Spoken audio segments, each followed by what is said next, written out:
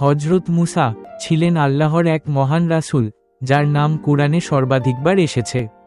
তিনি বনী ইসরাইলকে ফেরাউনের দাসত্ব থেকে মুক্ত করেছিলেন। তার জীবন আমাদের জন্য ঈমান ও ধৈর্যের এক উজ্জ্বল দৃষ্টান্ত। ফেরাউনের নির্দেশে পুত্রসন্তান হত্যার সময়ে মুসা এর জন্ম হয়। আল্লাহর কৌশলে তিনি নীল নদে ভেসে ফেরাউনের প্রাসাদে বড় হন।